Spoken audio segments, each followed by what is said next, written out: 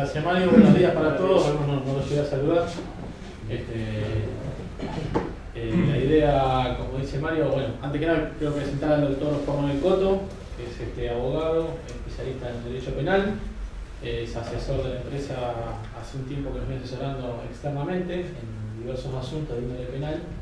Así que, bueno, frente a la inquietud de Mario, que es una gran inquietud que tiene hace un tiempo, que viene pidiendo esta charla y esta capacitación, bueno, pensé en convocarlo a Juan Manuel por su experiencia y por su cercanía con las problemáticas, sobre todo en el tema penal, que es un tema que sé que viene preocupando y que ha generado o es foco de inquietudes en varios de nosotros. Un poco la metodología que pensamos para desarrollar la actividad tiene que ver con dos grandes módulos, uno relacionado con los aspectos legales del sistema de gestión y otro con específicamente la representación o los aspectos centrales, por este lado, así cuando me ve, la representación por ahí de lo que sería cómo se desarrollaría una causa penal frente a una contingencia que involucre instalaciones o agentes del EPEN en ocasión de servicio. La idea que yo les propongo, digamos, es, por ahí, por la complejidad que tiene a veces el tema jurídico y hilar finito, no me interesa tanto hablarles de determinada ley en particular o de cómo se aplica o no se aplica, sino darles un pantallazo de cuál es la visión que tenemos nosotros como abogados cuando nos enfrentamos nos ponemos a analizar una determinada situación o una determinada actividad de la empresa, cómo está estructurado el sistema de normas, qué sentido tiene, cuál es la forma de mirar el sistema de normas que tenemos nosotros por nuestra formación de abogado, así como el ingeniero tiene una determinada visión para encarar un proyecto o frente a una tarea que se le encomienda, una metodología de trabajo que le permite llegar a un determinado resultado. Nosotros como abogados, nuestra formación nos da un determinado orden de razonamiento, una determinada forma de pensar, que es lo que yo creo que es por ahí útil intentar transmitirles hasta cierto nivel, que es el nivel que tiene sentido transmitirles, que es la lógica que por ahí se utiliza en el análisis de los requisitos que debe cumplir la empresa y más puntualmente, porque lo vamos a ver, frente a una contingencia o un accidente, cuál es la forma en la que se desarrolla también el análisis o la metodología de abordaje de un incidente, de un accidente desde el punto de vista jurídico. ¿Qué es lo que analiza un fiscal? ¿Qué es lo que tiene un juez? ¿Qué es lo que tiene un abogado frente a un hecho? Eso no, digamos, me parece que está bueno, Mario, la inquietud nace a partir de lo que dice Mario, de la preocupación por la temática de seguridad pública. Todos saben que es un tema, digamos, que bueno, como varias cosas, digamos, en el mercado regulado, nosotros trabajamos, desarrollamos una actividad que está regulada, ya sea como función pública, por el derecho administrativo, y específicamente la actividad eléctrica tiene una regulación, una serie de normas que establecen ya tanto desde lo estrictamente técnico como el comportamiento organizacional esperado del EPEN como empresa distribuidora transportista y en algún punto también generadora, ¿sí? Entonces, por ahí lo que es interesante es intentar dar un abordaje de, a ver si me logro explicar, tengo varias cosas que quería ordenar y partir de la charla que tuvimos con Mario, que es lo que ordenó, que es lo que originó esto. Sí, Mario por ahí planteaba la inquietud que se genera frente a las contingencias ambientales o de seguridad pública, y a partir de ahí es que yo le propongo, bueno, en todo caso vamos a intentar reforzar desde la visión jurídica cuáles son esos requisitos que hay que analizar o tener en cuenta en la vida cotidiana o en el desarrollo de la actividad de la empresa. No sé si se entiende a nivel general por ahí cuál es el espíritu de la charla. ¿Queda claro, digamos? O sea, vamos a tener dos módulos, uno relacionado con aspectos generales de la normativa y otro vinculado a la representación de la causa penal. Con la finalidad un poco de que por ahí se lleven algunas herramientas adicionales frente al desarrollo de la actividad cotidiana, en sus respectivas áreas, sectores, unidades, un gerente, digamos, que tengan una visión o le podamos aportar un poquito de lo que es la visión nuestra en estos temas. Les decía entonces que yo no pretendo, digamos, ser muy preciso, no irme a las cuestiones teóricas, sino que lo hagamos algo medio como taller. Lo mismo hablaba con Juan Manuel, que hagamos algo dinámico, que esté abierto a preguntas, que podamos ir, que sirva, digamos, que realmente se lleven algunos elementos o cuestiones que les interesen saber, lo vayamos discutiendo en la medida que nos permita el tiempo, digamos, vamos sacando dudas que aparezcan. Bueno, vamos a intentar acá.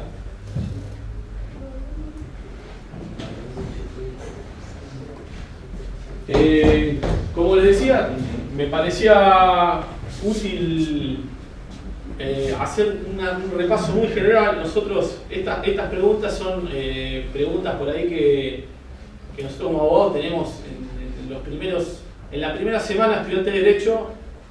Nos ponen preguntas muy parecidas a estas. Yo estas las robé de un programa de una universidad, pero porque son muy parecidas a las que me hicieron a mí cuando uno empieza a estudiar Derecho, y en la materia de introducción al Derecho se plantean algunos interrogantes generales que por lo menos a mí me pasó, digamos, cuando yo empecé abogacía. Obviamente esta materia de introducción al Derecho es la primera materia que se tiene, es el primer cuatrimestre. Me parecía muy abstracta, no lograba entender qué me estaban hablando, y esta materia, Introducción al Derecho, junto con una de las últimas materias que es Filosofía Jurídica, que es la materia que intenta explicar para qué está el derecho, digamos, entre nosotros y por qué está metido en nuestra vida, casi en todos sus planos y facetas. Creo que esta primera materia y la última fueron las materias más importantes. Cuando terminé la carrera me di cuenta, ¿no?, que esta materia le daba un poco más de bolilla porque es una materia muy importante.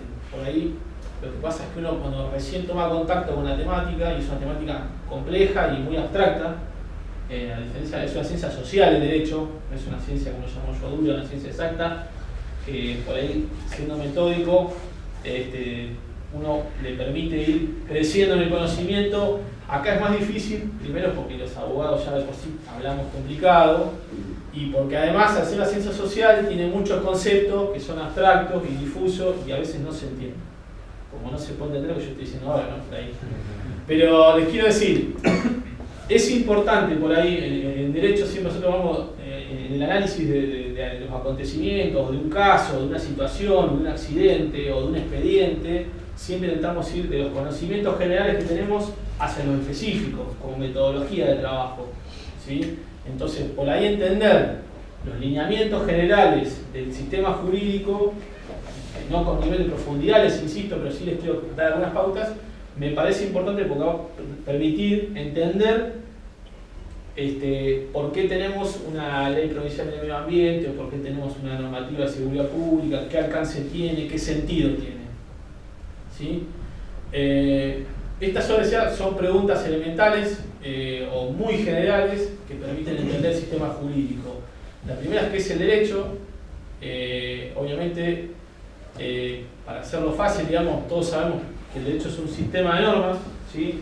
El derecho son un conjunto, no es un universo de leyes de distinta jerarquía e importancia que rigen nuestra vida cotidiana en todos sus aspectos, desde el nacimiento, inclusive antes de salir de la panza, desde la concepción del ser humano, dice el Código Civil, ya hay una regulación que va a regir nuestras vidas hasta que se produzca el fallecimiento, y aún después del fallecimiento a través de toda la regulación que existe en materia de sucesión. Es decir, toda la vida está regida por un sistema de normas, ¿sí?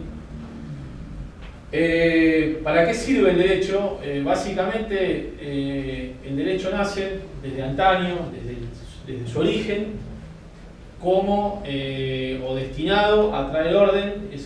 Hay algunos, después se desarrolló la teoría, tiene que ver con el contrato social, que a veces menciona el gobernador con su discurso. El contrato social tiene que ver con el orden y con la convivencia del ser humano en sociedad. Digamos, nosotros como individuos estamos llamados a convivir en sociedad, y para poder convivir y desarrollarnos todos en plenitud, en teoría, aparece esta herramienta, ¿sí? Que es el derecho, que viene a traer orden y a poner pautas, a veces mejor y a veces peor, porque no nos olvidemos que después el derecho lo producen los propios hombres, digamos. Hay algunos de nosotros, algunos privilegiados, los legisladores, digamos, están llamados a leer la realidad y a transformarla en leyes y en normas, ¿sí? ¿Cómo funciona el derecho? Ahí lo dice, a través de normas, ¿sí? La forma de expresarse que tiene ese conjunto de pautas que tiene nuestra vida es a través de normas legales. Ya vamos a ver, hay distintos tipos de normas legales, de un tratado internacional, la Constitución Nacional, las leyes nacionales, la Constitución de la provincia, las resoluciones, hasta las resoluciones de la presidencia de la empresa, las disposiciones gerenciales, las reglamentaciones aprobadas por el área de CISO. Todas son normas jurídicas y son la forma de expresarse que tiene el sistema jurídico, es a través de normas. De esa manera habla y trasciende e intenta meterse en nuestras actividades, en nuestra vida cotidiana. Ahí también pongo como pregunta qué características tiene el derecho, ¿sí? A nivel muy general, yo puse ahí el término, digamos, tomé ese término que es racional. Lógicamente, y como les decía, el derecho está destinado a ordenar nuestra vida cotidiana, nuestra actividad profesional o la actividad eléctrica en el caso de nuestra empresa. ¿Qué características tiene que tener? Lógicamente, se supone que el intérprete de la realidad, ¿sí? Es decir, la persona que está mirando nuestra actividad va a identificar los puntos que considera críticos o que considera importantes de la actividad y les va a dar forma de norma para que nosotros, como operadores de la norma, hagamos lo que la sociedad espera. ¿Se entiende cómo funciona? Es decir, un legislador recoge una necesidad de la sociedad, en este caso, para hacerlo concreto, del vecino de un servicio eléctrico. Un legislador, que puede ser un concejal, un diputado provincial, un diputado nacional, que son los que crean las normas, van a visualizar o van a captar una determinada necesidad, la van a legislar, le van a dar forma de norma y se supone que el contenido va a ser racional y va a ser lógico y tiene que tener coherencia y proporcionalidad con las necesidades de la gente. Es decir, la norma está llamada a traer orden y a traer satisfacción a la ciudadanía. Entonces, se supone normalmente que el contenido es racional, es lógico y siempre aspira al bien común o al buen desarrollo de una determinada actividad. Si pensamos en la Constitución Nacional, tiene normas digamos, en su expresión de características muy generales, en la forma de, bueno, el Estado Nacional propende el bien común, dice la Constitución Nacional. Sí, o sea, propende el bien común, seguramente el Estado Nacional aspira a que todos nos desarrollemos, digamos, pero eso traído a una actividad específica es el desarrollo de norma legal que dice: los empleados del EPEN tenemos que usar borcego y pantalón de jean. O sea, viene a ser una norma que tiene el mismo contenido, nada más que con mayor grado de especificidad, pero se supone que siempre va al mismo objetivo, que tiene que ver con el desarrollo del bien común y el bienestar, ya sea el sujeto que es el operador de la norma o de un tercero que es el alcanzado por la norma. El 95% del derecho le diría que es lógico y racional, el otro 5% que es ilógico y racional normalmente son las normas de la FIP. Normalmente, hay ahí también algunas incongruentes más. Yo agregaría un 5 o 10% más. Un 5 más, sí, un 15% son las normas de la FIP y demás, que normalmente no son lógicas, no son racionales, y ahí medio que el sistema tambalea. Se supone que el derecho tiene esa característica, es decir, cuando una norma por ahí no es lógica o pierde la racionalidad o pierde el sentido o no propende al bien común o no satisface a nadie, probablemente vaya a caer en desuso, como pasa con muchas leyes que no se usan, o sea necesario modificarla. Porque, como les digo, si hay una persona que es un legislador que está llamado a interpretar la realidad, que es el que después fabrica las leyes, que después nos rigen, y hay una realidad que el intérprete mira, que es dinámica, que cambia todos los años, es decir, la realidad del país hace 10 años no es la misma realidad que hay hoy, es probable que la ley de hace 10 años hoy o no sirva, o esté desactualizada, o haya que hacer una ley nueva, o haya que adaptarla, o haya que reemplazarla, digamos. Hay matices ahí, digamos, ahí adentro, pero por eso les digo, digamos, que cuando ustedes, digamos, se encuentren con una norma, por ahí el análisis de racionalidad y lógica es importante que lo supere ese estándar. Pero hay muchas veces que nosotros agarramos como abogados, como operadores, yo me voy a sentar y digo que esto no tiene ningún sentido. ¿Cuándo lo hizo? Por esa gente tiene 20 años, ¿no? Está vigente, por ahí la derogó, pero normalmente esa es una ley que es normal que caiga en desuso porque es normal que la realidad cotidiana supere lo que la ley en el momento en que se dictó quiso regir. Eso es normal y habitual. Y por eso, no digo que hay que cuestionar todo el tiempo la normativa, pero sí es importante hacer ese análisis. Porque cumplir una ley como un robot sin entender para qué está, y por eso es que intento por ahí que nos hagamos estas preguntas, tampoco tiene sentido. Pero le aplican a alguien una ley que cae en desuso, porque eso es muy relativo. ¿Cómo? Si le aplican a alguien, Sí. a una empresa, por ejemplo, alguna Sí. ley que haya caído en desuso, porque Sí. caer en desuso es bastante relativo. ¿No? Es totalmente relativo. Totalmente relativo. De hecho, hay leyes que, por ejemplo, se han dictado y nunca se han aplicado. Nunca. Nunca se han aplicado. Y tampoco hay una ley posterior que diga la deroga expresamente. Claro, ¿Sí? sería puede intervenir un poco. El caso de la derogación, sí, contame. ¿De? Derogación o de. Sí, no, pero hay cuestiones, digamos, que la ley continúa vigente, por lo tanto se tendría que aplicar a situaciones que no existen en la realidad o que... Vamos al Código Penal, que estaba vigente el tema de hasta hace poco, el tema de duelo, el perrito. Obvio, bueno, el Código Penal seguía regulando, o lo sigue regulando, de hecho, al delito de duelo. Sigue castigando a la gente que se bate a duelo por una cuestión de honor. Sigue castigando los delitos contra el honor. Hay algunos que tienen honor y bueno, pero habría un hábito de protección ahí. Pero castiga el duelo, mil cosas. Ahora yo no me quiero meter porque hablaría un montón de cosas. Claro, tal cual, pero digamos, tiene que ver con eso y por eso no sé si entiende a dónde voy. Es importante que supere una norma siempre ese estándar o que esté dentro de ese estándar. Y si no, es importante cuestionarla o al menos hacer esa pregunta para intentar aplicarla de la mejor manera a cualquier norma, de cualquier orden y de cualquier importancia. Tiene que tiene que ser racional, tiene que ser proporcional, tiene que ser lógica y tener coherencia con lo que está llamado a regular. Si esa norma aspira al bien común, si esa norma aspira a dotar de seguridad en una determinada circunstancia, si esa norma aspira a que buscar el objetivo de la norma y ver que la norma sea coherente con el objetivo. Si no es coherente con el objetivo, la norma la verdad es que no sirve para nada. Yo pensando en la invasión de Franca, ¿no? Si usted tiene la obligación de evitar la invasión de Franca, bueno, usted nadie diga qué hago, y ahí uno queda. Bueno, por eso, después vamos a los efectos de la aplicación de la norma. Sí. Cuando una norma no se cumple, obviamente que se producen situaciones disvaliosas, porque vos decís, ¿cuál es el sentido, por ejemplo, de la ley de servir con el producto? Que es el caso particular. Bueno, lo que busca la ley sobre el producto es que se genere una restricción por razones de seguridad, de mantenimiento y demás. Ahora, si viene una persona y decide no cumplir con esa ley, lo que vos podés hacer es, vamos a entrar en el caso de invasión de Franca, pero tiene que ver, digamos, esa persona, básicamente la cuestión es incumplir la norma está bien, sigue, la ley nacional de servidumbre es del 70, la última ley de servidumbre, salvo alguna cuestión de adaptación, es una ley que está bien, el espíritu, la finalidad, es lógica, racional, proporcional lo que te pide, y el tipo que le incumple, digamos, el primero que está en offside es el tipo que le incumple, ¿sí? El primero que está generando una situación de anormalidad o dándole atipicidad a la situación es el que la incumple.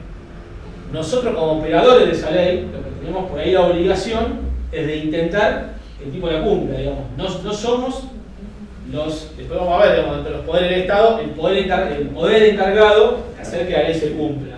Hay después un poder del Estado que tiene el uso de la fuerza pública, que es el que, en última instancia, si vos no querés cumplir la ley con las buenas, van a ir por las malas y te va a meter un calabozo y decir, mire, si no quiere cumplir, acá como nosotros tenemos un determinado orden y queremos vivir en paz, vaya a un calabozo o le va a imponer una sanción de distintos órdenes, ¿se entiende? Pero, digamos, el EP en este caso, como operador de esa norma, lo que tiene que hacer es intentar que esa norma se cumpla. No es el responsable de sancionar el incumplimiento de esa norma. ¿Sí? Ahí aparece abajo cuáles son los alcances del sistema de derecho, ahí dice colectivo, pero bueno, está buena por ahí la pregunta que haces, digamos. El derecho, digamos, se mueve dentro de lo que es, nosotros vivimos en un Estado de Derecho, como tenemos un sistema de normas que nos rige, que se llama Estado de Derecho, está en los primeros artículos de la Constitución.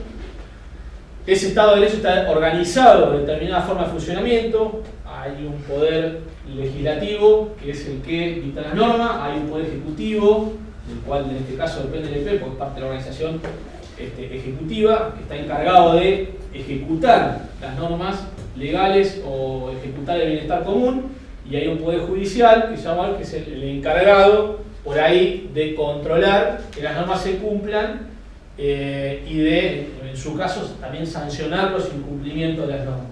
Eso a nivel muy general, son tres poderes del Estado, pero más o menos todos tienen esa idea a nivel muy macro.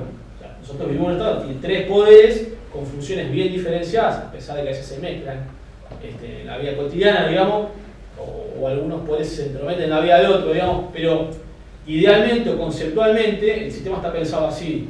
Un poder establece cuáles son las obligaciones o cómo se debe realizar el bien común, que es el poder legislativo que dicta la ley, establece el presupuesto, dicta las leyes de orden, dice vamos para allá, vamos para acá, vamos a pagar tantos impuestos, nuestra vida va a ser de determinada manera, es el poder legislativo, son los diputados, nuestros legisladores, son los intérpretes de la realidad y son los que dictan las normas.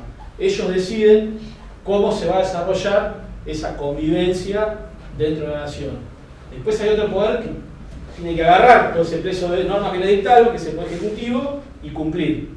Darnos el bienestar común que el legislador decidió que tenemos que tener. Si el legislador dictó, en esta cuestión política, dijo vamos a ejecutar el plan Procrear, con el poder ejecutivo tiene que agarrar, sacar la plata de no sé dónde y empezar a dar los préstamos. Esa es la función. O sea, vos tenés que hacer como poder ejecutivo lo que las normas o lo que el legislador dispuso que se haga. Y el Poder Judicial va a controlar el desarrollo de la actividad por parte de los otros dos poderes.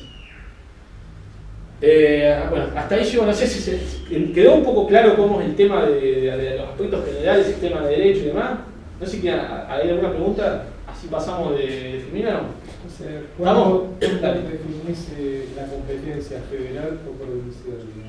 Bueno, después aparece, ahora venimos con ese tema, dentro de la organización institucional, cómo este derecho baja a los distintos estamentos de gobierno. Avancemos un poquito. Ahí voy a ese tema, ahora voy enseguida. Otras cuestiones interesantes me parecía resaltar es que ninguna norma está absolutamente aislada de otras normas jurídicas dentro del ordenamiento. Ninguna norma. Todas las normas legales, hasta la más específica que tengamos, tiene siempre una vinculación con otra norma legal del ordenamiento, y eso está dado siempre por una vinculación, ya tenga que ver con la fundamentación o la derivación lógica. ¿Con esto qué quiero decir? Cuando nosotros agarramos un procedimiento operativo de la empresa, para dar un ejemplo, digamos, ese procedimiento operativo, que es una norma jurídica, una norma legal, normalmente uno podría decir que es una derivación lógica de otro procedimiento general de la empresa, que a su vez podría ser una derivación general de la ley de higiene y seguridad, esto ponele, ¿no? O podría ser una derivación de la ley marco regulatorio de materia eléctrica, que dice en sus enunciaciones que hay que desarrollar la tarea con pautas de seguridad, así lo enuncia. Entonces siempre hay una derivación lógica que nos permite ir hacia arriba y llegar hasta la Constitución, que es la norma. Ahora vamos a ver la pirámide, por eso estos mismos cómo se puede ordenar como una pirámide, en el sentido que hay prioridades, y normalmente arriba están las normas más generales en cuanto a la forma de enunciar y presentar un determinado tema, y hacia abajo se van haciendo derivaciones de normas generales más específicas. ¿Se entiende eso? Entonces, todas las normas están entrelazadas porque todas las normas siempre son una derivación lógica de otra norma. O tienen una vinculación de fundamentación con otra norma. Es decir, esta norma se dicta porque en realidad hay una norma que allá arriba ordena que este tema lo regulemos o que este tema requiere por ahí un tratamiento específico. Por eso aparece el tema, o pongo el tema de fundamentación o derivación. Esos vínculos pueden hacerse con una pirámide, de modo tal que una norma de menor jerarquía siempre va en función de la mayor jerarquía. Voy a pasar a la pirámide, así lo miramos. Esta pirámide que quería mostrar, a mí me la pasaron en Introducción al Derecho también, no la entendí, la miré bastante rato. Es la famosa pirámide de Kelsen, que es el que pensó filosóficamente el dibujito. Entonces lo que yo les digo es, digamos, cuando hablamos de derivación lógica, hablamos de que siempre, digamos, se parte de una norma de mayor jerarquía o de mayor importancia, en este caso la Constitución de la Nación, ¿sí? Y los tratados internacionales. Ahora, después de la reforma del año 94, hay un montón de tratados internacionales que firmó la República Argentina que tienen la misma jerarquía con la Constitución, ¿sí? Entonces, arriba están los tratados de la Constitución, hay otros tratados que no tienen jerarquía constitucional, pero valen también por encima de las leyes, aparecen leyes nacionales dictadas en consecuencia de la Constitución, las leyes del Congreso, las constituciones provinciales, las tratados interprovinciales, y así uno va descendiendo hasta los niveles inferiores de la pirámide, que son las normas más específicas o de menor jerarquía. Cuando uno dice son de menor jerarquía, no significa que digamos, se puedan incumplir o que no tengan importancia, sino que tiene que ver sobre todo con el grado de alcance también que tiene la norma a quienes abarcan una determinada norma. Acá abajo van a estar las decisiones que abarcan a grupos más pequeños, y un procedimiento operativo de la empresa rige solamente a los empleados del EP y a determinados empleados que realizan determinadas tareas, que puede estar ahí abajo. Sin embargo, la Constitución nos rige a todos los habitantes de la nación sin ningún tipo de distinción.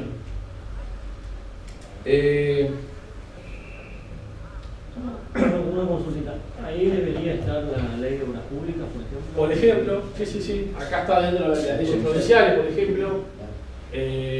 Por ahí, esto que yo estoy pasando como filmina no es un material de capacitación, ni una cuestión, no es el espíritu. Yo lo presento por ahí con la idea de que se entienda el tema del funcionamiento del Estado de Derecho, el régimen de norma y el régimen jurídico. ¿Por qué? Para ir de eso general a lo particular que vamos a ver después. ¿Sí? Perdón, estaba la ley de Mario. Sí, ahí por ejemplo, la ley nacional que regula la actividad eléctrica, la 24065, es una ley de declaración. Versus la ley provincial de compras 2041. Por ejemplo, una establece como ley nacional que nosotros debemos operar y mantener las instalaciones de manera que no representen peligro alguno para su entorno, la sociedad. Enunciado general. Enunciado general. Correcto. De ahí yo puedo decir, bueno, esta instalación tiene condiciones que estarían en principio no adaptándose de manera adecuada a este artículo de esta ley. Bueno, pero cuando te dice y condiciones ahí, seguras, ¿cómo lo absorbemos organizacionalmente para que la otra ley, que tampoco tiene un espíritu de por qué oponerse, termine en su resultado sistémico organizacional, impidiendo la transformación de esa realidad? Ahí aparecen otras cuestiones, Mario. Muchas otras cuestiones, digamos. Cuando la ley de la 24065, que es una ley marco, o sea que ubiquémosla, digamos, dentro de la parte alta de la pirámide, pues es una ley general, de atribución general. De esa, siguiendo tu lógica, se deriva la resolución 555, exacto, la 57 y los procedimientos. Y ahí vamos bajando, exacto. La ley marco te enuncia. Nosotros definimos claramente, enganchados en aquella ley precedente que la da marco, de que hay que hacer ese cerramiento, ese cartel. ¿Qué consideramos? Ahí aparece qué consideramos condiciones seguras. Exacto, lo definimos nosotros. ¿Qué es lo que consideramos condiciones seguras? Lo definimos nosotros, lo audita el ENRE y nos penaliza por ello, listo. Exactamente. Está claro, eso no tiene discusión. Exactamente. La implementación de eso es La implementación es otro tema, digamos, porque digamos, la ley 2141, que es un procedimiento, bueno, es una ley provincial, obviamente, es una ley que regula un proceso específico de la administración pública, que es el procedimiento de adquisición de bienes y servicios. No está en contradicción con el régimen jurídico de materia de seguridad pública, digamos, en ningún punto, digamos, ya te lo digo, digamos, que nosotros tengamos una contradicción en la aplicación de las normas no significa que las normas en sí estén en contradicción, ¿se entiende? O sea, las normas están bien, digamos. Lo que aparece a veces es que la aplicación práctica a determinada tarea o actividad a veces entra en conflicto, sí.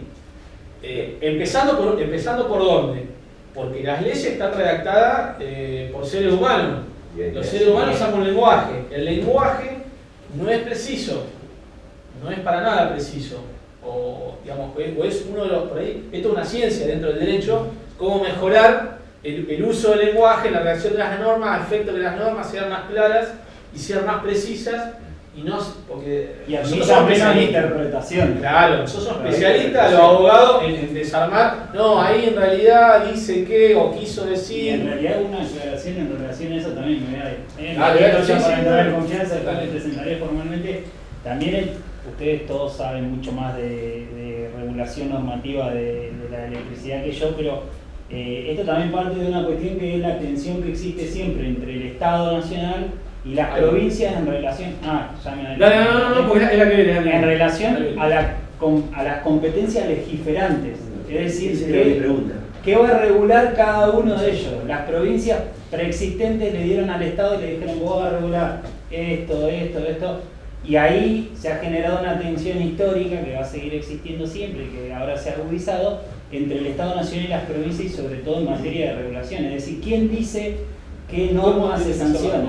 Tal cual. Hay casos que son muy claros, hay otros que son muy grises. Totalmente. Está bien. No, pero fundamentalmente es cierto, ¿verdad?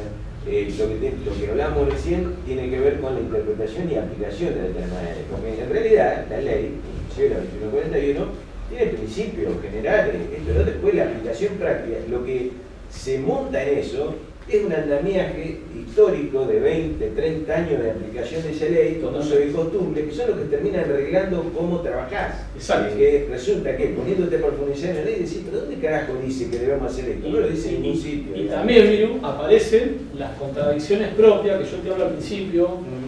Cuando vos me decís, la ley 2141 es del año 95. Exacto. 95, o sea, el reglamento de contrataciones que estamos usando nosotros es del año 95. Creo que no, digamos, ninguno puede tener duda que 20 años más tarde estamos en condiciones de decir que ese reglamento tiene que ser revisado. De hecho, la legislatura está trabajando en un proyecto de modificación de las contrataciones. ¿Por qué? Porque esta dificultad que vos ves, que decir que viene antaño, que son uso y costumbre, probablemente hace 20 años estaba bien, o a la empresa el proceso le servía. Hoy en la aplicación práctica tenemos vicios de aplicación, puede ser, producto de qué?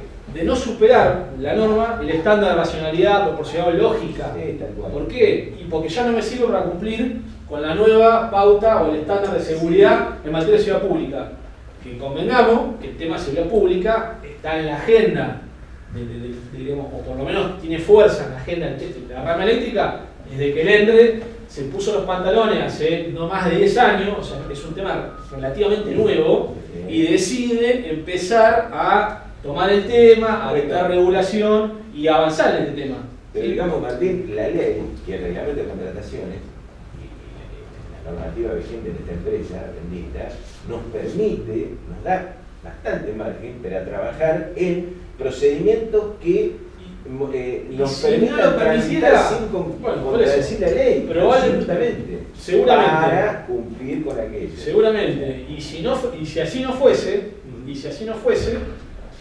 creo igualmente que como organización seríamos responsables de propender el dictado de una ley que nos permita cumplir con esos objetivos. Porque nosotros somos, digamos, los principales responsables, como operadores de la normativa, de hacer esos análisis de razonabilidad de la norma y ver si realmente satisface o no el objetivo.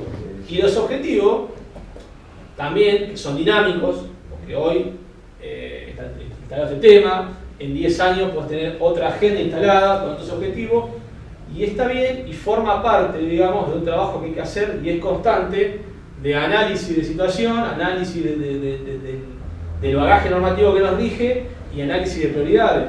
Martín, vos siempre hablas de parte normativa, de federal, judicial, municipal, y no hablas de ley. Lo que me pido, por ejemplo, qué sé yo, el PEN, una universidad puede dictar una norma.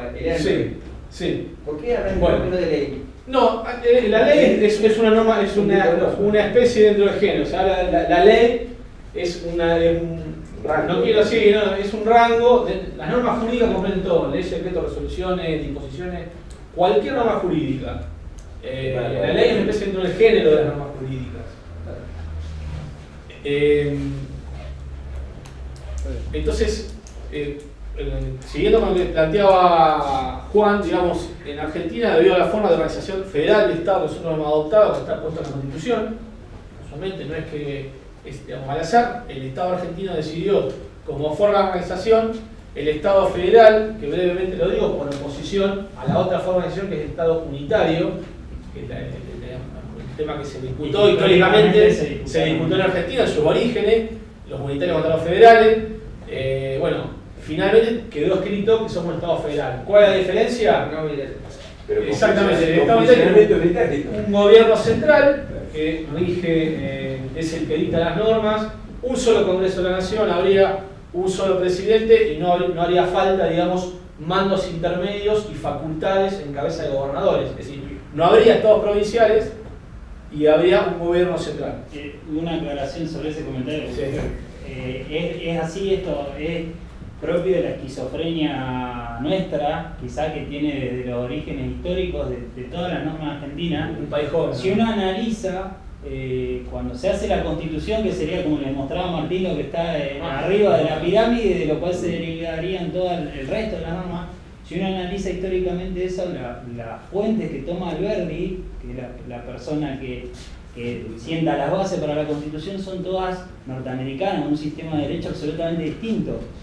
Y las normas que para ese momento regían, muchas de las cuales continuaron vigentes aún después de que la Constitución se sanciona, eran de un origen absolutamente distinto, que era un origen que se llama un sistema de derecho continental europeo. Entonces, esta esquizofrenia que nosotros hablamos del Estado federal, que nos dicen, y un comportamiento unitario que vemos habitualmente hoy, después de 150 años de que tenemos la Constitución, creo que en parte tiene esa explicación. Sí. Un comentario al pasado. Sí, pero tiene que ver con eso, digamos. La puja histórica no terminó, digamos. Tiene que ver con las indefiniciones que tenía el país cuando nació, la mezcla de sistemas que había dando vuelta y qué es lo que recoge en aquel momento la persona encargada de formular la Constitución. Y decide, listo, vamos a hacer Estado federal, se termina la historia. Creo que también, entre otros propósitos, con el objeto de concluir con este personalismo o esta impronta personalista que existió en Argentina en el siglo XIX y que se conserva al día de hoy, digamos. Hemos transcurrido 2 siglos y se conserva. Pero también era un poco contrarrestar con este sistema federal, es decir, tratar de separar el poder. Bueno, Martín algo les explicó, tratar de separar el poder justamente para que esta impronta personalista de Rosas, de Sarmiento, porque Rosas, pese a representar digamos, una de las partes o representar al federalismo, sin perjuicio de ello, su comportamiento era esta esquizofrenia que nosotros advertimos. Entonces creo que eso fue un poco y también explica un poco por qué nosotros habitualmente vemos esto, nos llama la atención, y tenemos también esto. Los que quedaron afuera de todo este armado fueron todos los referentes provinciales, de la Mesopotamia, del norte, de donde quiera. Claro, pero ya no iríamos a historia constitucional.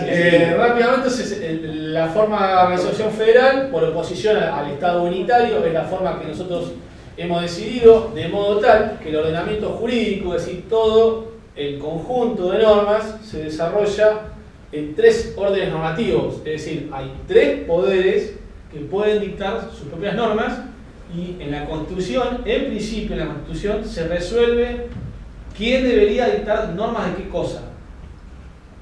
De vuelta, es decir, la Constitución, cuando determina la forma de organización federal, le dice, las provincias conservan todas las facultades salvo estas, y las enumera. Es decir, que los gobernadores pueden hacer todo menos lo que dice el artículo 75 de la Constitución.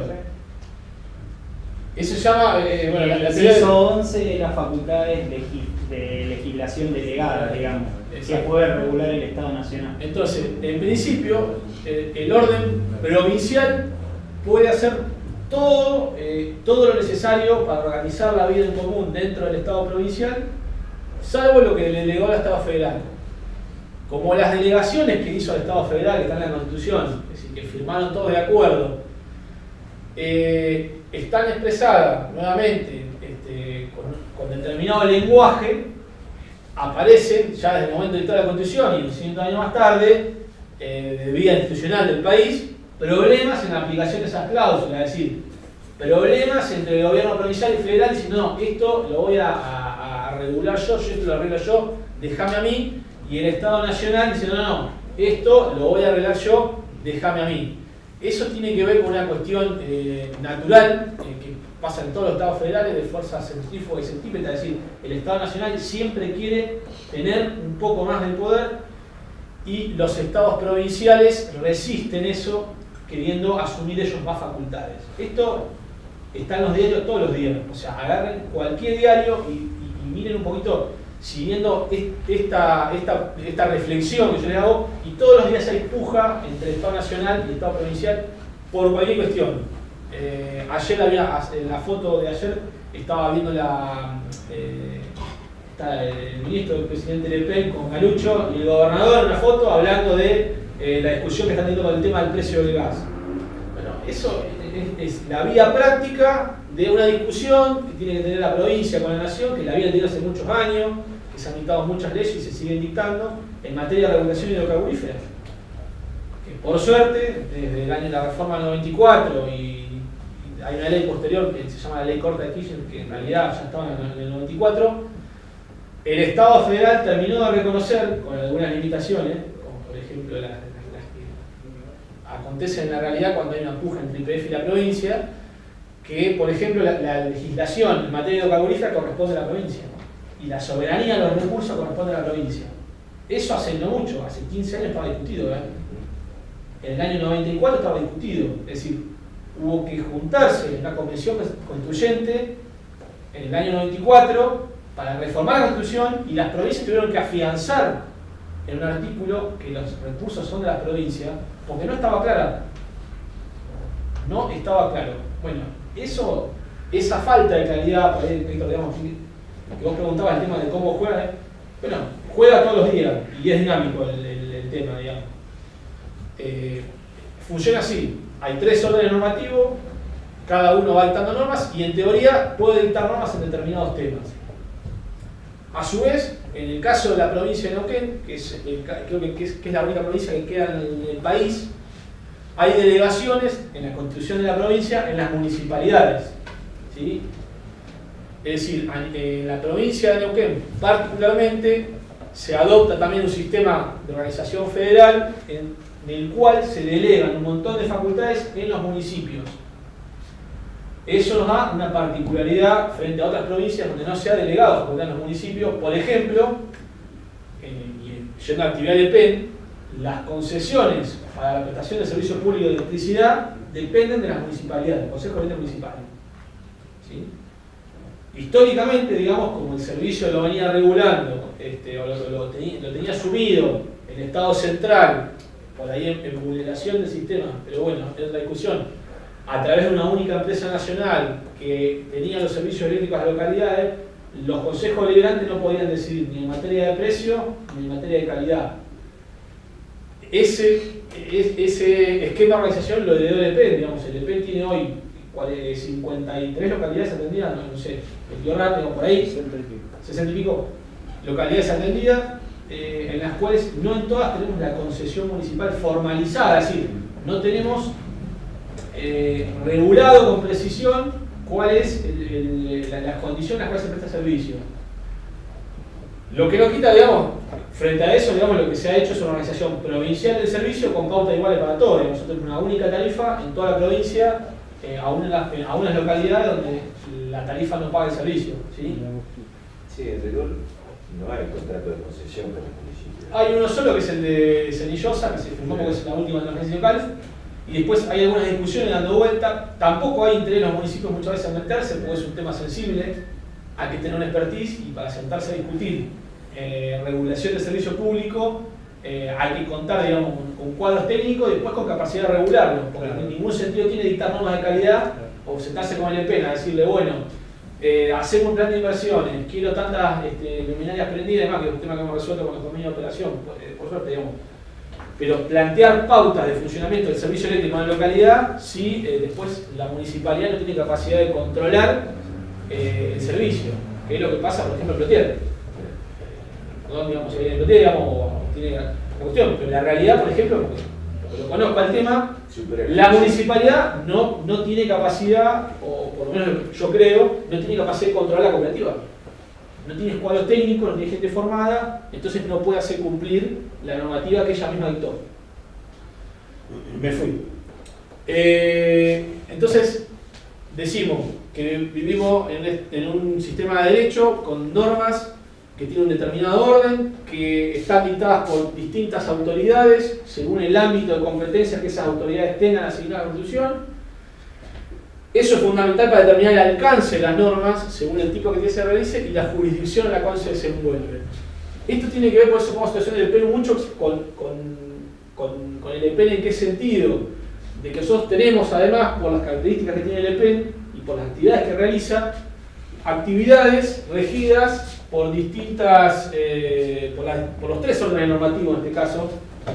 Es decir, ahí tenemos parte de la actividad que está regida por las normas federales, otra parte de actividad por normas provinciales, otra parte por normas municipales. Entonces es importante, digamos, conocer que existe esa apertura, digamos, y que muchas veces puede haber superposiciones, pero lo importante siempre es tratar de identificar cuál es el ámbito en el cual se realiza el tipo de actividad y jurisdicción, pongo yo. No quiero hacerlo muy difícil, digamos, pero el tipo de actividad que uno realiza es el que por ahí determina cuál es la autoridad que lo va a regular. ¿Por qué digo esto? Porque más allá de que a veces una norma quiera regular un determinado tema, por ejemplo, aparece el Estado Federal, dicta una norma, dice, bueno, yo voy a regir cómo se deben desarrollar los procedimientos de trabajo en el EPEN. Suponete que ocurra, que en el Congreso Federal aparezca dicten una norma a que quieran aplicar esta organización. En realidad, por más de que lo hagan, porque es lo que en realidad acontece, muchas normas que rigen cosas que no corresponden, lo que determina qué es lo que rige lo que nosotros hacemos es el tipo de actividad que realizamos, y esa competencia, nosotros, para regir la actividad, está determinada en la Constitución. Es decir, que nuestra actividad hay que medirla en función de la autoridad que tiene que dictar las normas, y la que la va a dictar es la que la Constitución dice. Lo llevo al caso concreto porque si no queda el recontra del aire. La actividad eléctrica de distribución, por ejemplo, está explícito en la Constitución de la provincia de Neuquén, dice que la regulación de los servicios públicos de electricidad corresponde a la municipalidad. Lo dice con nombre y apellido, es decir, por más que quisiese dictar una norma en el Congreso Nacional, si no está dictada por la municipalidad, en realidad esa norma a mí no me tiene por qué, no me obliga, digamos, a cumplirla, porque está dictada por una autoridad que no tiene competencia para emitir ni para regular la actividad. No quiero entrar mucho más. Lo que me interesa que quede de esto... Yo lo dejo que van a hacer para contraponer. En el caso de las telecomunicaciones, el ámbito es federal.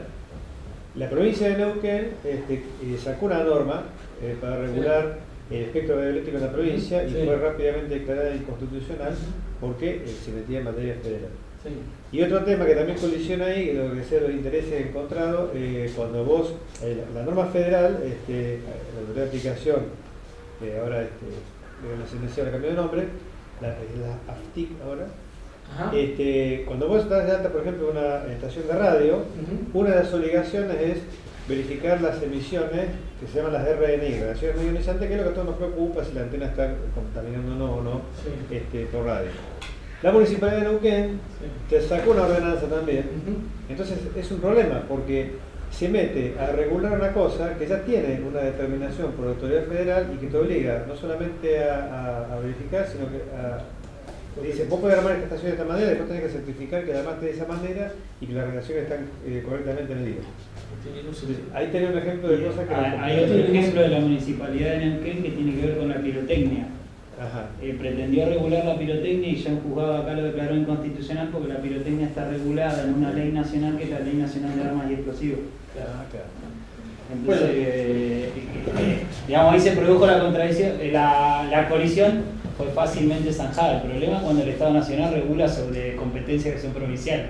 Ahí no es tan fácil zanjarla judicialmente a la resolución. Bueno, yo quería hacer una pregunta que tiene que ver con esto, pero que graficaría mejor la pirámide. Si podés ir atrás. Nuestra actividad está regulada por leyes y reglamentos nacionales y a su vez provinciales. Sí. ¿Qué pasa? Tenemos superposición o solapamiento de algunas reglamentaciones y a su vez tenemos baches entre una y la otra. Sí. Entonces, ante esas situaciones que se dan por el propio, por nuestra propia actividad, por ejercer nuestra actividad, ¿qué camino se sigue? ¿El provincial o el nacional? Bueno, ¿cuál tiene prioridad ante la otra? Esa es la pregunta concreta. Por eso tiene que ver con lo que yo te planteaba recién. Digamos, lo que manda o lo que determina por ahí la validez real de un determinado precepto es fundamental. Estamos haciendo inclusión de derecho ya finito, digamos. Para que una norma legal tenga validez y realmente pueda obligar a alguien, tiene que haber sido dictada por una autoridad competente para dictarla. Y ese funcionario va a ser competente en la medida que la Constitución o alguna ley le haya atribuido la facultad de dictarla. Es decir, no cualquiera legisla, no es que a nosotros se nos ocurra manera de legislar, no. Si nosotros queremos dictar una legislación, tiene que estar comprendido dentro del ámbito de facultades que tenemos. Si no, podemos dibujarla, sancionarla y demás, pero no obliga a nadie. ¿Se entiende? Entonces, por ahí lo que determina la prioridad o la validez o la prelación tiene que ver con el ámbito de competencia y la facultad del funcionario que la dictó, y si está bien dictada, y en ese caso, cómo se ubica dentro de esta pirámide, hacia nivel general. Si es una norma de mayor jerarquía, sí, seguramente si hay contraposición, va a valer la norma de más arriba. Pero si quedan en igual no, si están en igualdad de condiciones, y en teoría no debería pasar, pero la ley posterior deroga la anterior. ¿Por qué? Ahí es otro principio jurídico, digamos.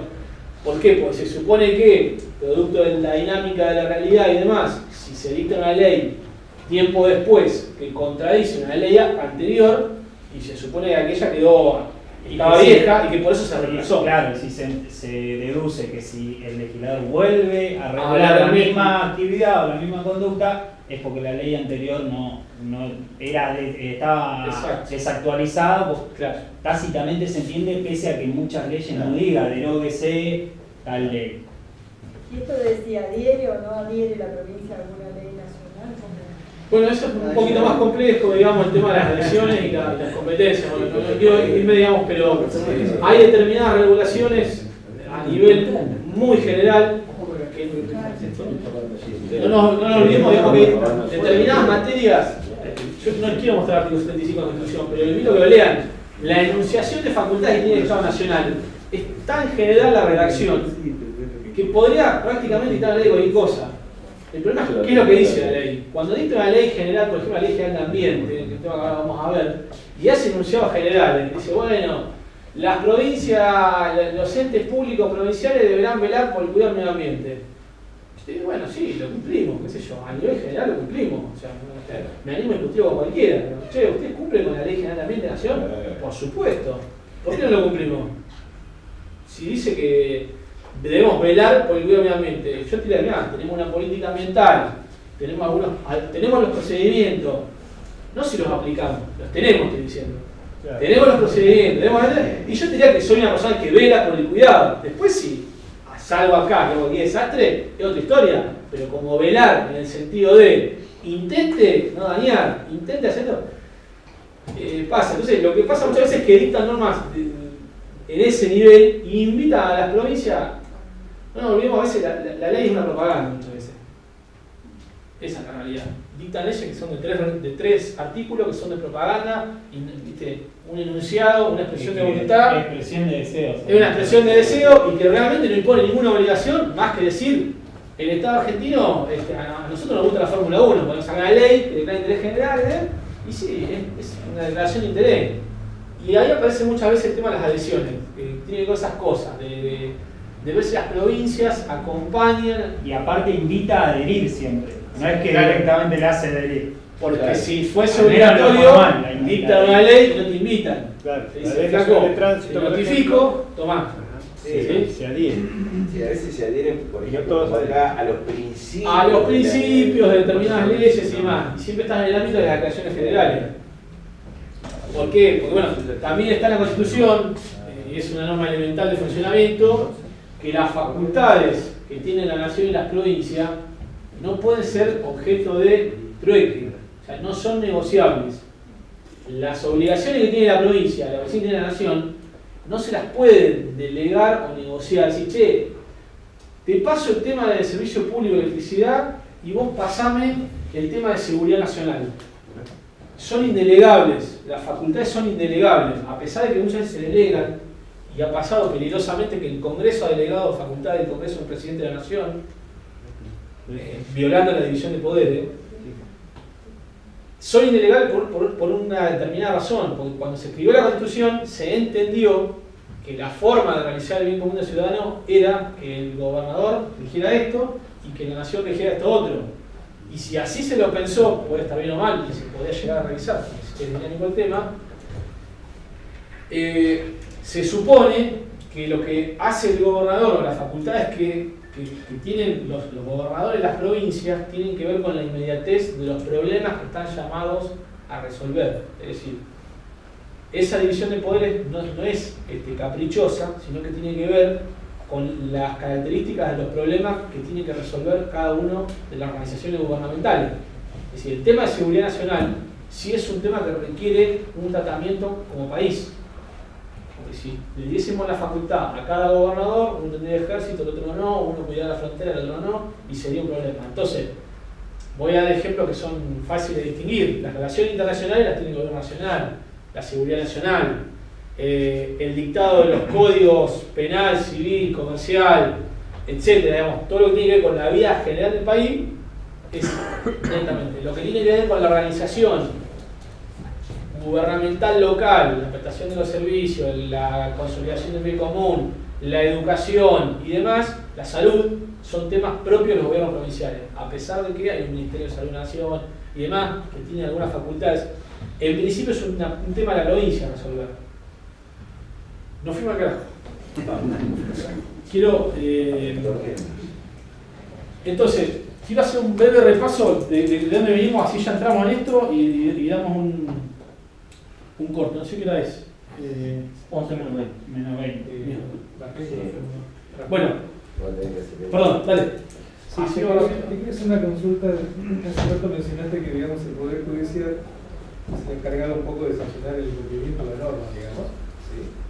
Hoy por hoy tenés normas nacionales, normas provinciales, normas municipales, pero en la práctica hay incumplimiento de normas, ya sea cuando tenés juegos infantiles bajo una línea, una marca, justo muy próxima, tenés que sacar una manzana completa. Sí. O sea, donde hay incumplimientos, pero claros, concretos, que todo el mundo está al tanto, pero realmente hay incumplimiento de normas, de leyes, pero, o sea, en la realidad se mira para el costado, no se mira para el costado. La pregunta es: ¿depende puntualmente como responsable del cumplimiento de velar por franjas de seguridad y ese cumplimiento? ¿Qué función tiene el EPEN, digamos? Porque veo que la justicia no actúa, ¿el EPEN qué hace?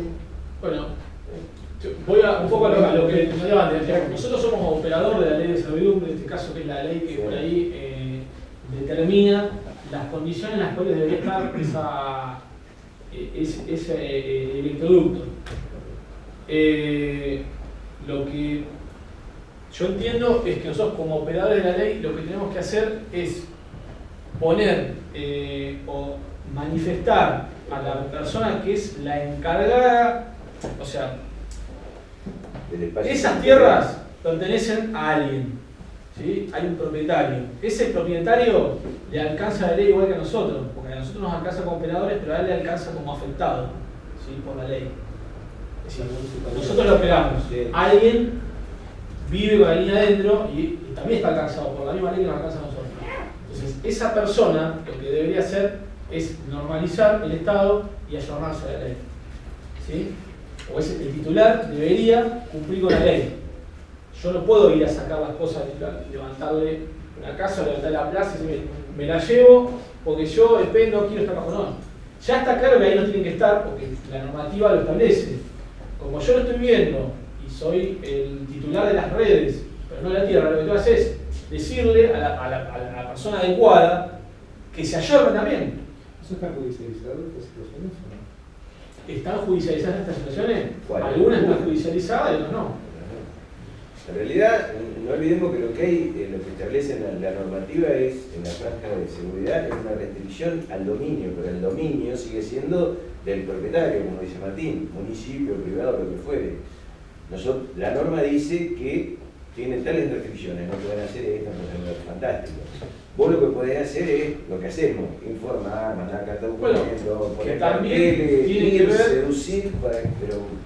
Tiene que ver con qué, digamos, César, digamos, el tema que vos planteás, digamos, que es un tema que el ENRE, por ejemplo, en el caso de el Transporte Federal, recogió y dijo, no, yo ahora vamos a implementar un sistema de gestión de seguridad pública, vamos a aprender el tema y todo lo otro. Fíjate que en el año 2003, cuando sale el tema de seguridad pública, la primera regulación, que era 57, que te obliga a tener un régimen de seguridad, concretamente, la única pauta de seguridad que vos tenías en materia de electroducto, la única pauta era la especificación de 80. O sea, ellos te digo, el Estado Nacional, el ENRE, como autoridad regulatoria, te decía que instalaras un sistema de seguridad, que controlaras el riesgo, que lo gestionaras, pero no tenían en claro qué era lo que podía o no pasar dentro de la franja. ¿Por qué? Porque la especificación de 80, por ejemplo, que es la que históricamente dejó la energía como pauta por ahí de seguridad específica en materia de franja, lo único que dice es que no puede haber viviendas permanentes. Y que el resto de las cosas es a criterio de la transportista. Es decir, a criterio tampoco es hoy le hago cualquier cosa. Hay que ver sustento técnico. Es decir, yo creo que esto no puede estar porque eléctricamente no supera determinado estándar, porque incumple con determinada cuestión. Pero ellos no lo tenían claro. Y eso yo tuve la oportunidad de charlarlo. Y de hecho la regulación apareció tiempo después. ¿Sí? La regulación en materia de estaciones y líneas, la adopción de las normas de la ERA, había un par de pautas, que árboles de... Sí, un metro en la caída del conductor, digamos, pero la regulación real, el tema de las plazas no estaba. Apareció en el 2010 con el dictado de la resolución de norma que adoptó la reglamentación de la ERA. Y el tema de estaciones transformadoras apareció tiempo después, cuando ellos reglamentaron las condiciones de seguridad de estaciones. Ahí apareció realmente un contenido finito, que quiere decir que establecía restricciones que yo le pudiera decir a un tipo, che, vos la tenés que sacar a la plaza, ya no porque yo creo, sino porque realmente estás obligado a hacerlo. Y estás obligado porque hay una norma que se lo establece. ¿Bien? Caso concreto, alguien recorre una franja, ve una invasión, se mata a alguien. En un juicio, ¿qué tiene que demostrar? ¿Que conocía la norma? ¿Que avisaste?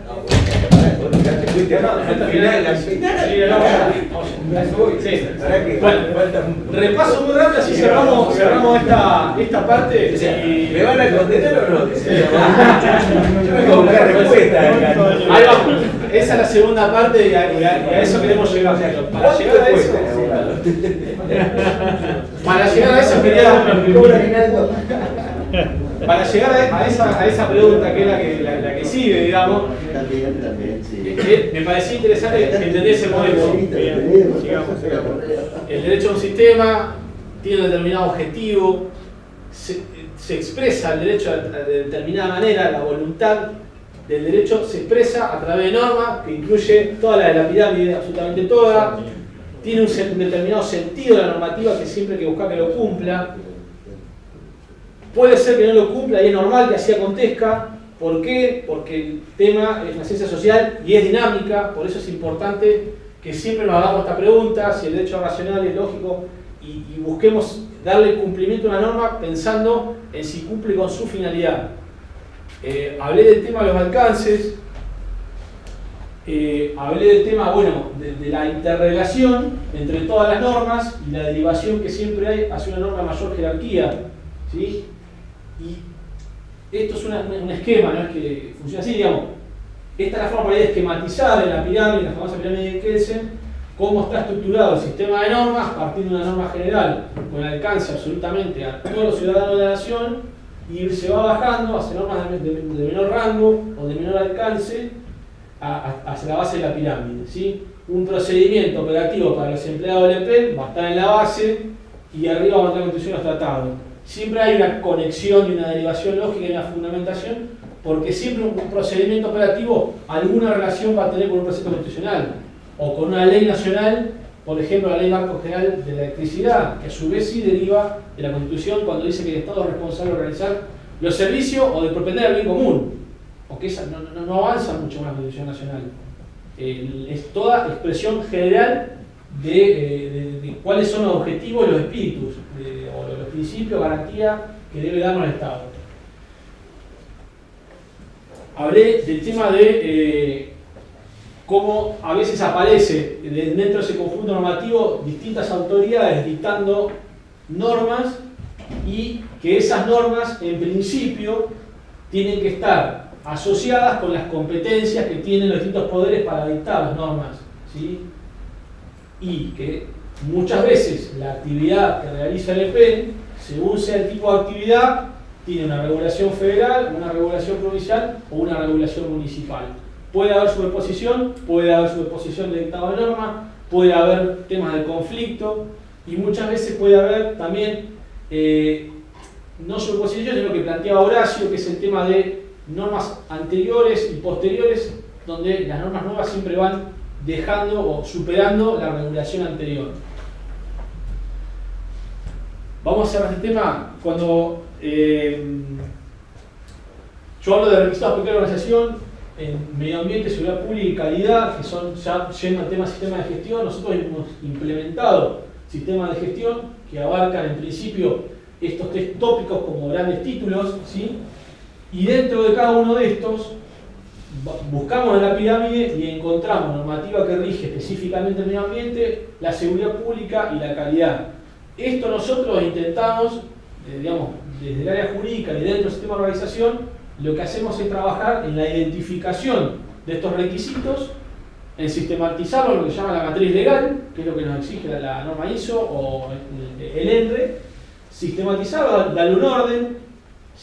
Ahora si quieren vemos una de las matrices como a modo de ejemplo, están ordenadas desde lo general hacia lo particular también.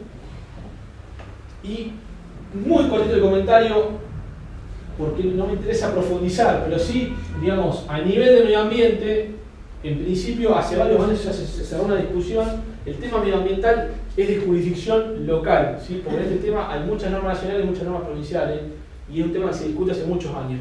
Ese tema llegó a la Corte hace no más de 10 años, la Corte zanjó una discusión histórica que había entre las provincias y la nación, una causa entre Mendoza y Neuquén, una causa que tuvo con el IPF, un tema de mucho renombre que tuvo muchos años en la Corte y terminó la Corte diciendo, bueno, leyendo la Constitución con tranquilidad, creo que esto lo tienen que resolver las provincias. Con buen criterio, por un tema de cercanía con el problema, era lógico que las provincias regularan las condiciones en materia medioambiental, ¿sí? Entonces, la legislación, en principio, nos rige a nivel medioambiental, en cuanto a lo específico, es la ley de medio ambiente de la provincia de Neuquén, ¿sí? De ahí se derivan procedimientos, cuestiones en materia de transporte, habilitaciones y demás. Dale. Martín, el hecho de que el EPEN tenga sistema de gestión que está alcanzado a una porción de la gerencia. Sí. En el caso de distribución no alcanza ni calidad, ni seguridad pública, ni medio ambiente. Sí. El hecho que haya alguna causa penal, o sea, sí. te cae con más o menos peso que transporte, por ejemplo, que sabe que tiene y que lo tiene que cumplir? Bueno, ahora voy a ese tema de cuál es por ahí la funcionalidad que cumple el sistema de gestión como pauta de ordenamiento o metodología de trabajo que permite por ahí planificar mejor, ordenarse mejor, conocer mejor los requisitos y probablemente minimizar los riesgos y además munirte de mayores herramientas si vos tenés un problema. Es decir, el sistema lo que te permite, el sistema de gestión, es justamente conocer con mayor cercanía los requisitos, trasladarlos a procedimientos dentro de la empresa, controlarlos, auditarlos, mejorarlos, que es el circuito de mejora continua que proponen las normas ISO y demás. Probablemente sí, eso, si hay un accidente y demás, te permita, no sé si excusarte, pero sí te sitúa mejor, por supuesto, porque el hecho de planificar la tarea y de demostrar en ese circuito, demostrar que uno toma acciones tendientes a modificar riesgos, es muy importante. Porque significa que uno conoce los riesgos y los gestiona.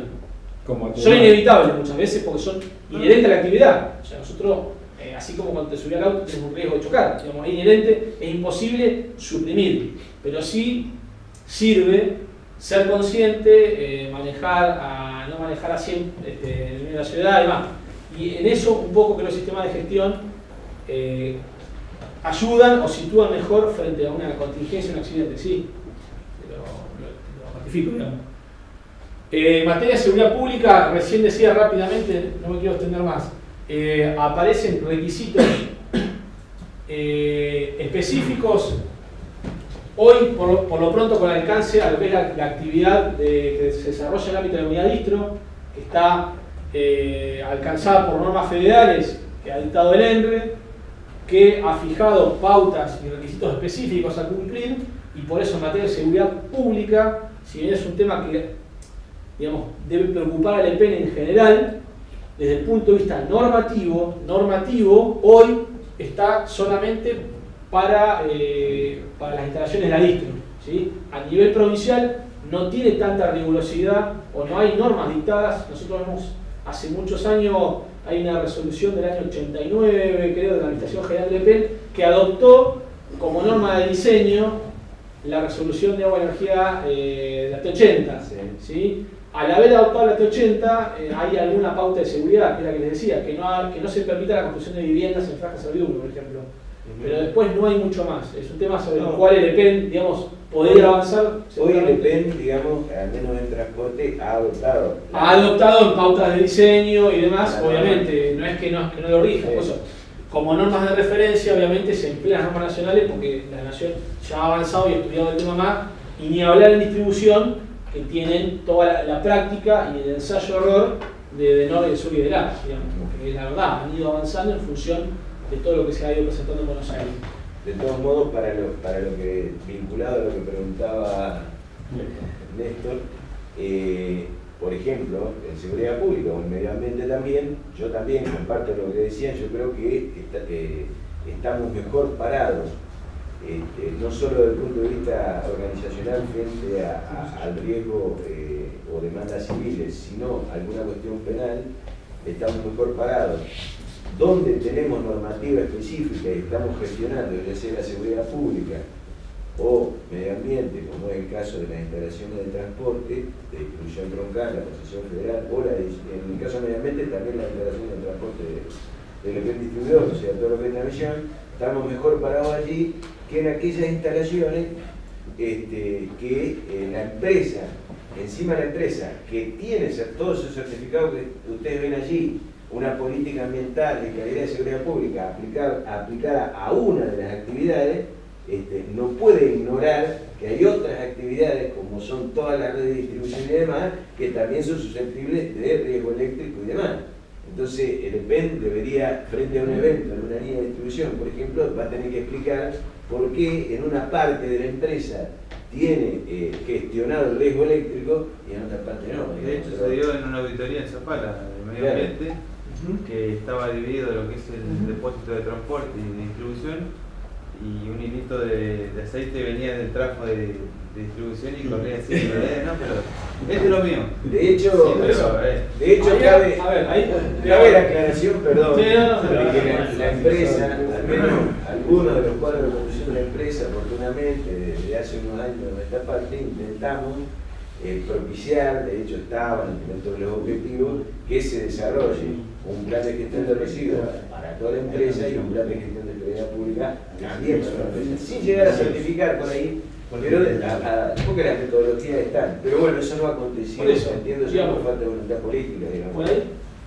Por ahí, cierro ese panel y ya vamos. Digamos, está bien y está mal lo que pasó. Está bien en qué sentido. Nosotros, a nivel de transportista provincial o distribuidor, no tenemos obligación de cumplir las normas federales que nos obligan a certificar. Que además el hecho de certificar la norma ISO no significa que cumplamos el ambiente, porque yo puedo certificar que es cumplir con un determinado procedimiento que se supone que me conduce a cumplir la ley, pero no es el cumplimiento de la ley. O sea, nosotros cuando nos viene a controlar el ENRE, el cumplimiento de la norma ISO, la metodología y la certificación, el bien activo y demás, lo que auditan es si nosotros cumplimos no con la ley nacional del ambiente, si cumplimos con la ley provincial del medio ambiente, que es la misma ley provincial que rige para el otro lado del cordón, ¿se entiende? Porque la ley provincial del medio ambiente rige la actividad del PEN, ni la de transporte ni la de... El ENRE, como autoridad regulatoria en materia eléctrica, sí puede dar instrucción a la unidad distro, pero no tiene autoridad regulatoria, por ejemplo, en materia ambiental, por lo que les dije antes, ¿sí? Entonces las normas provinciales, lo que ellos vienen a controlar es el cumplimiento de la ley provincial del medio ambiente que está de uno y otro lado del cordón. ¿Por qué no te puede decir nada? ¿Y por qué él viene a certificar? Y la certificación no es obligatoria, y está bien, porque te quiero decir, lo que interesa no es si vos tenés certificado, sino qué comportamiento asumís frente al cumplimiento de la ley.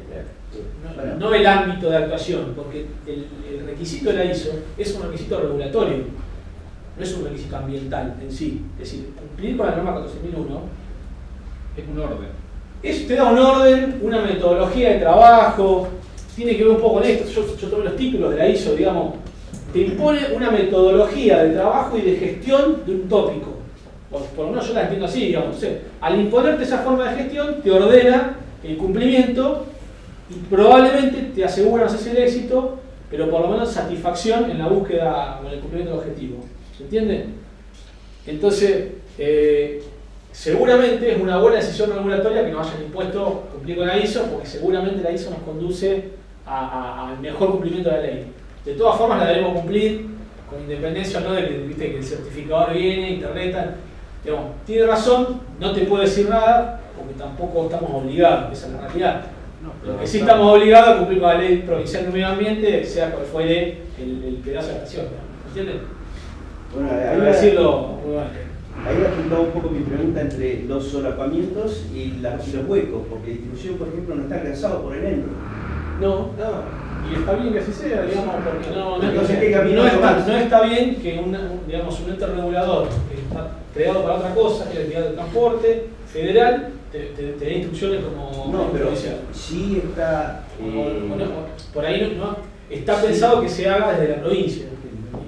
Ahí está, porque sí la jurisdicción en materia de distribución la tiene en el ámbito de capital, de norte, de sur. Sí, pero eso tiene un problema histórico. Claro, por eso tiene un problema histórico, porque no siempre sale bien en el ámbito de hecho, lo hemos dicho, digamos, la provincia de Buenos Aires delegó competencias, eso que no se puede hacer, las facultades funcionales, bueno, la provincia de Buenos Aires lo hizo por ley, por legislatura, y allá en el momento de la transferencia de cero, estoy hablando del año 70 y pico, por ahí, le transfirió la jurisdicción para regular el servicio al ámbito de donde prestaban estas tres distribuidoras, el Norte, Sur y el Alta, que comprende la capital federal, la ex capital federal, hoy Ciudad Autónoma de Buenos Aires, que es un poquito más como una provincia, que puede dictar sus propias regulaciones, digamos, y parte de Gran Buenos Aires o de la provincia de Buenos Aires. Es decir, que hoy el ENRE, por lo menos a juicio suscripto y algunos otros abogados comparten, digamos, ejerce funciones de control en una materia que no debería, porque en Capital Federal el que debería controlar a Edenor o a Edesur sería la Ciudad Autónoma de Buenos Aires. No quiero meter nombre político, yo digo jurídicamente debería ser así. En rigor, hace 3 o 4 años se devolvió, no se devolvió, nunca se perdió, porque no se puede perder la cuestión constitucional. Retomó, reasumió el poder de control de la concesión de EDELAC la provincia de Buenos Aires. O sea, el ente regulador del Servicio de Buenos Aires empezó a controlar el área de concesión de EDELAC, que debería continuar sobre las zonas que tienen el norte y el sur, que no son la Ciudad Autónoma de Buenos Aires. Claro. Esa es la realidad. Después, obviamente yo les digo, ahí hay una norma que no supera un estándar de razonabilidad, ni lógica ni racionalidad. Lo que pasa, Martín, que es realidad, el alcance de las instalaciones del norte y del sur comprende, si vos querés, 2 jurisdicciones. Parte de la provincia de Buenos Aires y parte de la capital. Entonces, bueno, medio complejo. No, se podría resolver. Es decir, las instalaciones que están en la provincia, el ECRE. Por eso, se podría resolver de otra manera, o por lo menos. Lo que pasa es que hay que darle participación, porque ahí tenés una ausencia total de una parte interesada que son los usuarios de la provincia de Buenos Aires. Pero ellos tienen llegada al ECRE. No, está bien, pero a nadie le gusta que el servicio que le prestan en su provincia tenga que ir a reclamarlo, ellos porque están cerca, digamos. Están ahí. Bueno, pero no está pensado así el sistema, está pensado es, vos tenés que estar cerca del que te regula para que haya inmediatez. Primero el que controla con el problema, porque si el que controla está a 1000 kilómetros de distancia no conoce el problema. No, pero lo que pasa es que pero en una oficina en Buenos Aires no se puede ver cuál es la realidad del país. La discusión típica que tenemos con el regulador de Buenos Aires. Vos no conocés el problema porque estás acá. Por eso es mejor que haya una regulación allá. No, pero en este caso, digamos, en Venezuela, digamos que son el entorno, el conurbano bonaerense, La Plata y Capital. O sea que al EMBRE le resulta, digamos, bastante práctico. Bueno, y con esto cierro. Ya le pasamos hacemos un break y arranca Juan. Yo hago una intro muy pequeña que tiene que ver con esto. A partir de lo que hablamos antes, que son el régimen jurídico, las normas que rigen esta actividad, las distintas autoridades, aparecen ámbitos de responsabilidad de distintos órdenes. Para nosotros, en este caso, como operadores de la ley, funcionarios públicos y empleados de la empresa, esto no es específico o exclusivo de nuestra condición de agente del EP. Esto nos rige a nosotros, primero como ciudadanos, y el régimen de responsabilidad civil, penal, la actividad contravencional está inmerso en toda nuestra vida cotidiana. Vamos a centrarnos nosotros en todo lo que tiene que ver con la función dentro de la empresa y vamos a intentar distinguir qué es la responsabilidad civil, qué es la responsabilidad penal, la actividad contravencional, qué es lo que busca proteger cada una. Esto se os quiero decir muy rápido y muy sencillo y pasamos al tema penal.